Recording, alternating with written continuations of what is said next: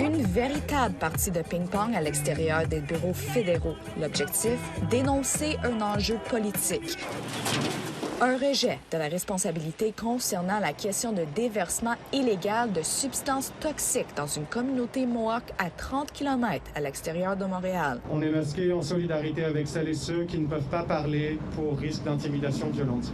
Bleu est le nom d'emprunt du porte-parole désigné du groupe. Les autres personnes présentes se sont identifiées comme étant des membres de la communauté de Kanesatake, mais elles ne parlent pas du problème par crainte de représailles.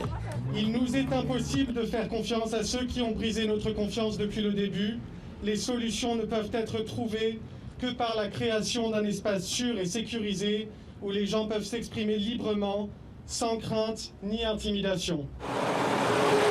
Le problème, le Centre de recyclage G&R, qui a commencé ses activités à Kanesatake en 2011 et qui a reçu l'ordre de la province de cesser ses activités en 2020. Le dépotoir aurait apparemment accepté trop de déchets toxiques, contaminant les eaux souterraines à proximité. Les déchets déversés dans la collectivité ne proviennent pas nécessairement de la collectivité. L'ancien grand chef Serge Simon affirme que seuls les partis de l'extérieur ont le pouvoir d'y mettre fin. It's really disheartening because at the time I fought like crazy. I think my biggest failure was not fighting hard enough.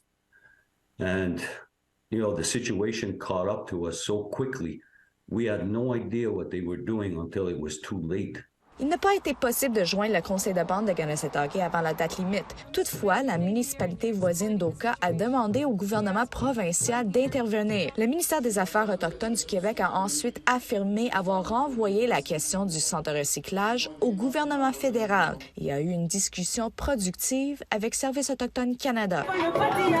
Mais lors de la manifestation de mardi dernier, ce député fédéral affirme que le gouvernement du Canada est au courant depuis un certain temps. Ce serait inacceptable d'avoir de l'eau comme ça, contaminée à Montréal ou à Longueuil ou à Laval, mais à Kanesatake, ça a l'air que c'est correct.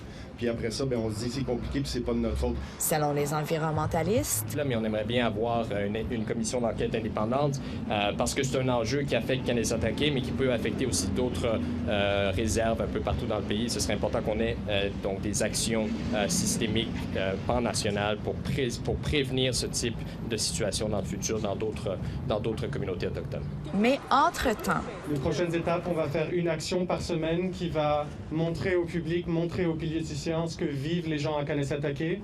Il y a la rencontre trilatérale. On espère que des annonces concrètes concernant la consultation directe de membres de la communauté par le gouvernement provincial seront faites. une rencontre est prévue entre le Canada, le Québec et Kanesatake pour discuter des prochaines étapes. Et ce groupe espère que les intervenants cessent de lancer la balle. Lindsay Richardson, Nouvelle nationale d'APTN, Montréal.